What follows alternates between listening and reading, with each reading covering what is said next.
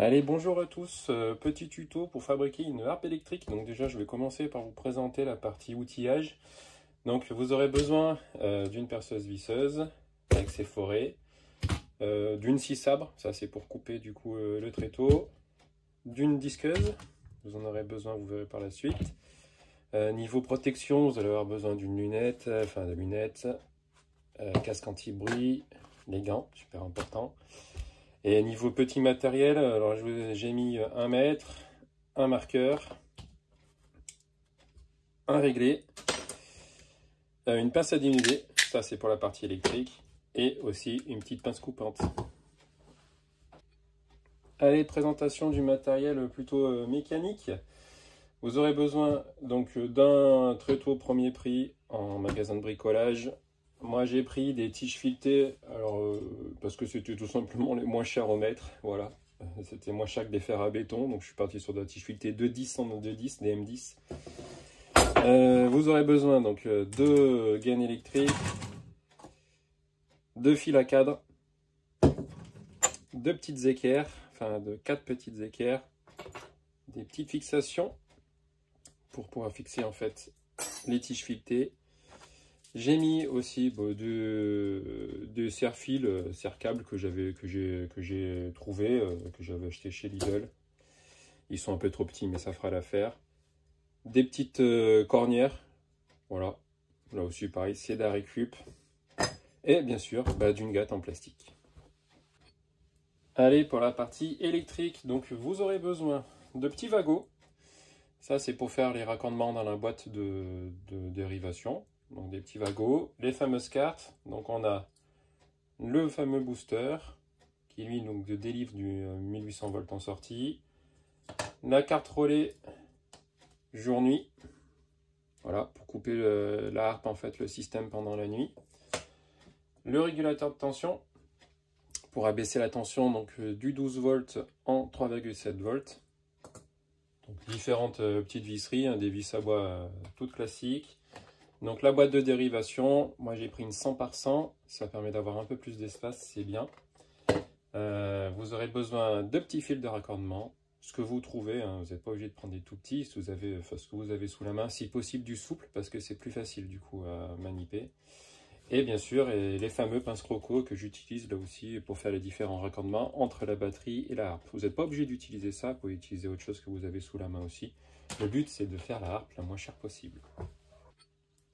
Alors la première étape que moi je réalise, c'est toujours je m'occupe du tréteau en premier. Je vais lui couper les pieds, parce qu'en fait je trouve que ça offre une meilleure stabilité sur le bac. Voilà, après c'est mon opinion à moi, mais je trouve que ça marche bien, donc ça va être la première étape. Allez, je vous revois juste après ça. Voilà, alors là les pieds sont coupés. Maintenant la prochaine étape, ça va être donc de mettre à la bonne longueur les tiges filetées qui vont servir de support pour les fils à cadre. Donc il faut en mettre une en bas, qui elle va être fixe, qui ne va pas bouger, qui ne sera pas mobile. Et puis il y en aura donc une autre en haut, qui elle sera mobile en fait en hauteur pour qu'on puisse régler la tension en fait des différents câbles qu'on va poser. Allez, on coupe ça et après on monte. Allez, donc les tiges filetées sont coupées. Maintenant le but c'est qu'il va falloir donc les mettre sur le tréteau.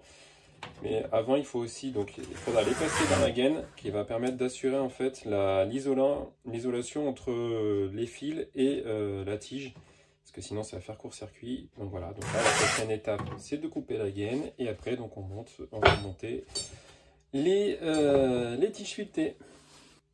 Allez, maintenant c'est parti pour le montage, donc rien de bien sorcier. On va commencer du coup par le bas.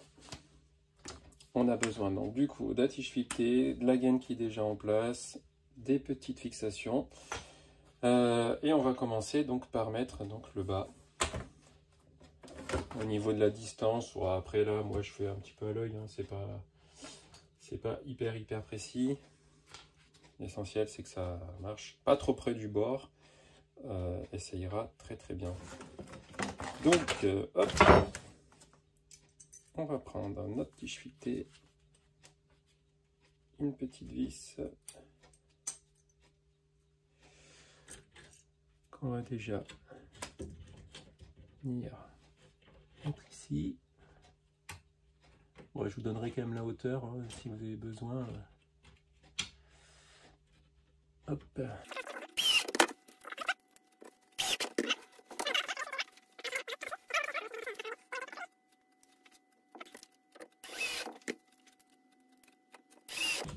L'autre avantage de laisser quand même un petit peu du mou là, c'est après quand on va faire passer les fils, il va falloir aller les récupérer. Donc si vous avez des gros doigts, ça va être compliqué si vous n'avez pas laissé assez de mou. C'est sûr que c'est toujours bien de prendre le plus de longueur possible, mais ça va être vraiment après, ça va être un peu compliqué. Allez, prochaine étape, là, ça va être de mettre en place les fameuses petites cornières qui vont venir ici. Le but, c'est qu'en fait, la barre, elle sera libre pour qu'on puisse tendre au maximum les fils. Parce qu'une fois qu'on les met en place, il va falloir les tendre. Voilà. Allez, c'est parti, je vous retrouve juste après. Ça y est, les trous sont faits dans les cornières. Alors du coup, ces cornières sont quand même un peu épaisses. Mais bon, il fallait faire des petits trous pour qu'on puisse les fixer. Allez, la prochaine étape, c'est la fixation. Donc, on met la tige dans la gaine. Voilà. On va mettre en place déjà une première cornière. Bon, moi, elles sont volontairement, enfin, elles sont trop grandes les cornières. Bon, l'essentiel en fait, c'est surtout que ça maintienne en fait la barre pendant que vous faites la manip. Hop,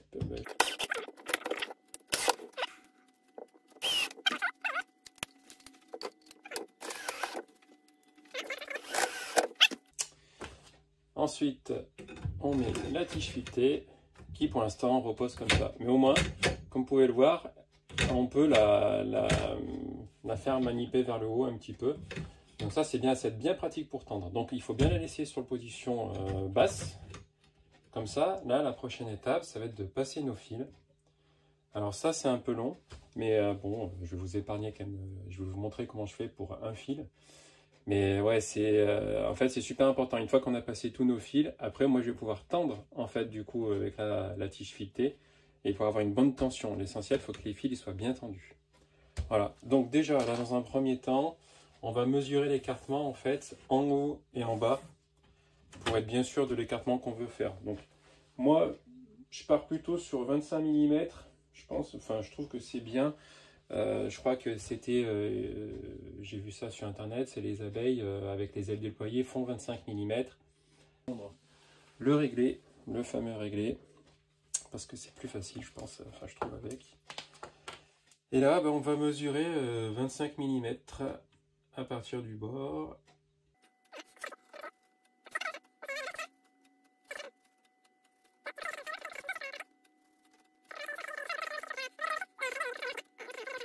C'est plus simple comme ça, enfin pour moi.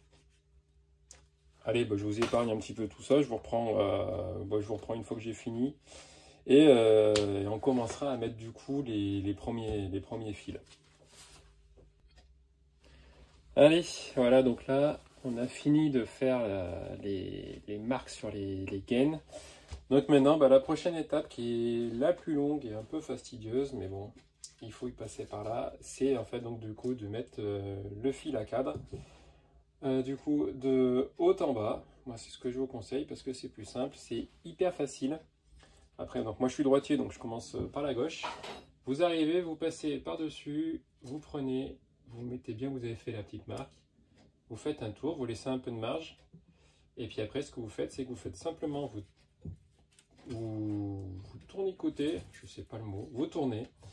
Hop, comme ça, moi, vous faites des belles boucles. Alors j'essaierai de zoomer pour vous montrer. Voilà. Bon, vous coupez un peu le surplus.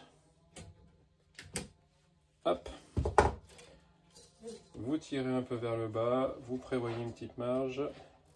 Moi, ce que je fais, c'est que je laisse donc jusqu'à atteindre mon établi. Je coupe.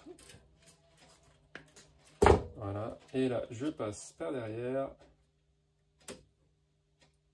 Tac, je remonte. Et je refais une boucle. Voilà. Et donc, il faudra faire ça sur tous les traits que vous avez fait juste avant. Pareil, le petit surplus, on coupe. Voilà. Et donc pour vous montrer, hop, je vais zoomer. Donc en bas, voilà ce que ça donne. Et en haut. Voilà. Et donc on passe bien au milieu de la rainure. Voilà. Allez, nous revoilà pour la suite de la construction de la harpe.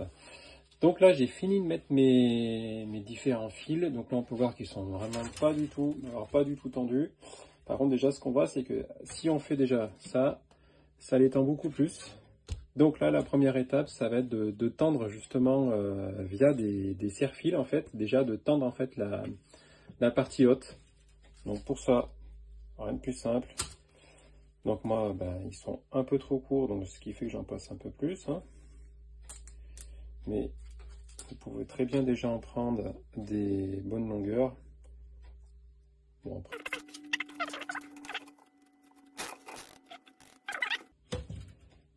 Et donc dans le temps, si jamais ça se détend, ben, vous aurez juste à tirer en fait là-dessus, sur les serre-flex là. Comme ça permettra de gagner un petit peu.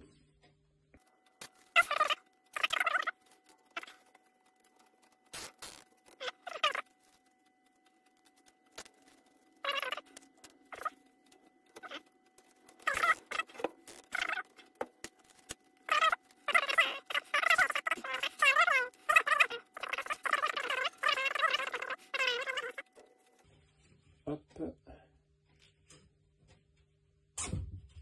Après, vous pouvez remplacer les serre-câbles. Là, vous pouvez mettre tout simplement du câble électrique si vous en avez.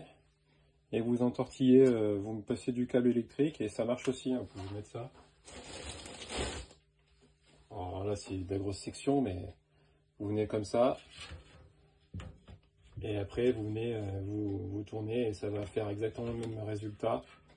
Ça va permettre de tendre les câbles. Hein, c'est vraiment ce qu'on cherche. Donc voilà, donc en fait, le but, hein, c'est à chaque fois, si vous pouvez faire de la récup, faites-en. C'est quand même mieux. Voilà, donc là, eh ben, on a notre structure qui est déjà presque prête. Maintenant, il va falloir alimenter en fait, donc du coup, tous les rayons, là, tous les fils. Donc pour ça, on va devoir faire des ponts électriques. Donc on va devoir relier en fait 1 sur 2 à chaque fois. Jamais les deux côte à côte, parce que là, ça sera un court-circuit. Donc toujours 1 sur 2, comme ça. Donc là, c'est vraiment pas dur non plus. On prend un bout de fil à cadre. Donc, le plus simple, c'est quand même de commencer en bas. Pour faire le haut, c'est un peu dur de le faire comme ça en haut. Moi, ce que je fais, c'est que je prends la harpe, je la retourne, hop, et après, je travaille en bas. Je trouve que c'est plus simple, c'est beaucoup plus facile. Voilà. Alors, pour faire les ponts, c'est pas dur. On vient se connecter en fait. Alors, on vient se connecter. Alors, là, je vais se connecter. Je sais pas si vous voyez pas.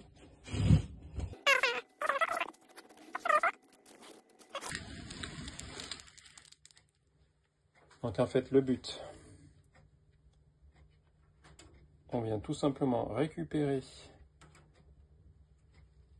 le bas du fil, on entortille quand même bien, on coupe un peu le surplus et on fait une boucle pour atteindre ce fil là, le troisième. Au niveau de la marge, vous laissez quelques doigts, ça suffit. Il ne faut pas que ce soit trop près de la gaine. Hop.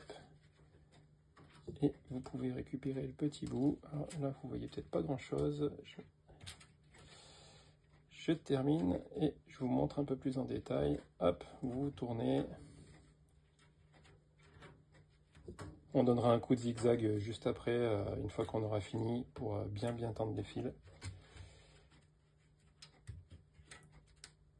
Voilà. Là, mon pont est fait. Je coupe un tout petit peu le surplus.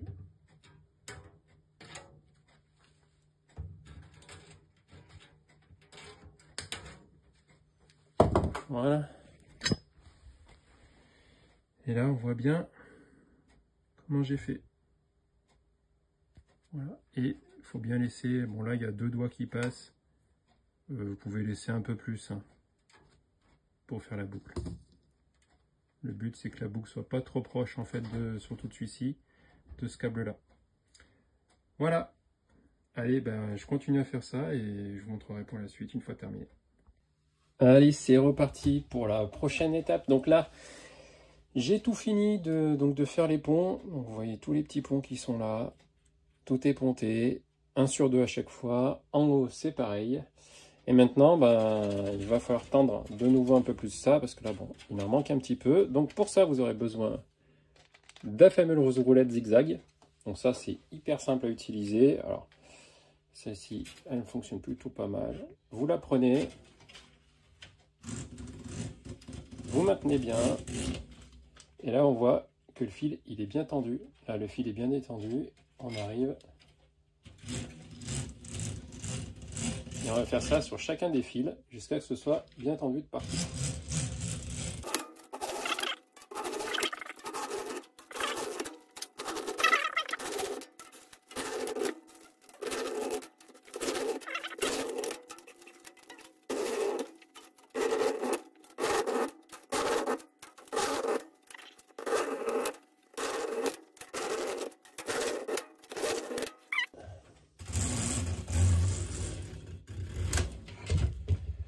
Voilà, là qu'est-ce qu'on voit? Ben, on voit une harpe avec des fils bien tendus.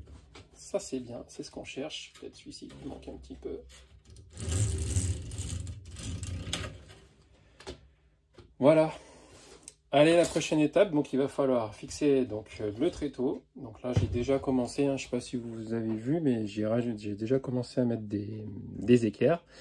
Donc les équerres, je les ai légèrement tordus. Ça c'est fait. Donc maintenant, il va falloir fixer la harpe sur le bac.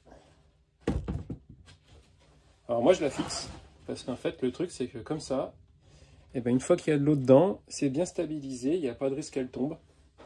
Même s'il y a du vent, c'est toujours mieux. Donc moi ce que je vais faire, c'est que je vais la fixer là avec des vis auto-perfo. Vous pouvez mettre ce que vous voulez, vous pouvez pré-percer déjà le bac et vous pouvez passer un boulon avec, enfin voilà, un petit boulon. Ça fera largement l'affaire aussi. Après, ça reste démontable, donc c'est quand même bien, c'est rapide. Voilà, donc je vais faire ça et puis bah, je vous reprends juste après pour vous montrer le montage de la partie électrique, sachant qu'il y a déjà une vidéo qui est faite dessus. Et là, la harpe, elle est quasiment terminée. C'est assez simple. Allez, bah tout de suite. Et voilà le résultat. Donc ça, c'est proche du résultat final, hein. Là, le tréteau, il est sur le bac. Il est fixé donc par 4 petites équerres que vous voyez là, avec donc une vis auto-perfo, vis bois, les équerres qui étaient légèrement tordues pour prendre en fait la pente du tréteau. Là d'ailleurs, on voit bien, on voit un petit peu que ça tire sur ça, comme quoi les câbles, une fois qu'ils sont bien tendus, ça tire pas mal. Qu'est dire de plus? Eh ben, il ne reste pas grand chose à faire parce que la partie électrique ça va assez vite. J'ai fait une autre vidéo où je le montre un petit peu. Je vais la faire là pour terminer la harpe et puis on fera un essai pour voir si ça fonctionne bien. Mais voilà, en tout cas, là, elle est prête à quasiment à fonctionner. Et voilà, c'est enfin terminé. Donc là, on peut voir la partie électrique qui est en place, qui est raccordée avec une pince croco, donc du coup à ce fil-là, une autre ici. Comme ça au moins, on part d'ici et après ça suit ici, ici, ici, ici, compagnie. Et d'ici, ben, on part d'ici et ça suit avec les pontages pour aller jusqu'à la fin. Donc là, si on fait un petit test, normalement tout est bon.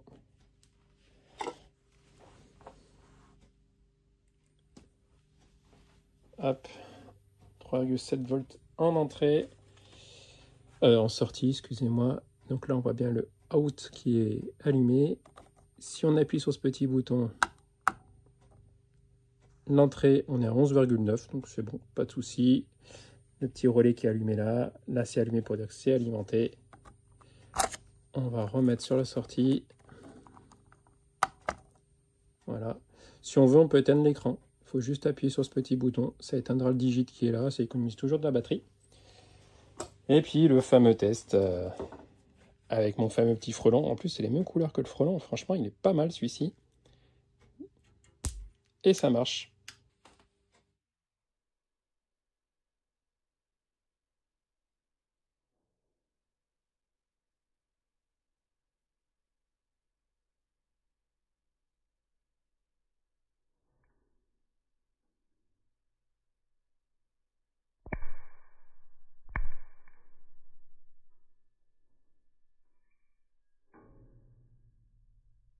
Voilà. Et donc, vous pouvez être fier de vous. Vous avez fait votre harpe électrique pour un très petit budget. On mettra d'ailleurs combien ça coûte le budget. On fera un petit peu le topo. Mais voilà, là. Après, donc, on peut la pimper un petit peu, hein. On peut rajouter du coup des plombs de pêche pour faire croire aux frelons qu'il y a des abeilles qui sont posées sur les fils. Ça marche plutôt bien. Euh, on peut rajouter un petit toit ici pour justement protéger l'arbre de la pluie. Et ça, c'est quelque chose qu'il faut faire, je pense. C'est même, moi, je vais y faire sur celle-ci. Je vais rajouter un petit toit qui viendra un petit peu en avant, comme ça, pour vraiment protéger la partie électrique, pour qu'il y ait moins d'humidité, en fait, surtout quand ça pleut. Et voilà, c'est tout terminé. Écoutez, je vous souhaite de bon bricolage et puis à bientôt.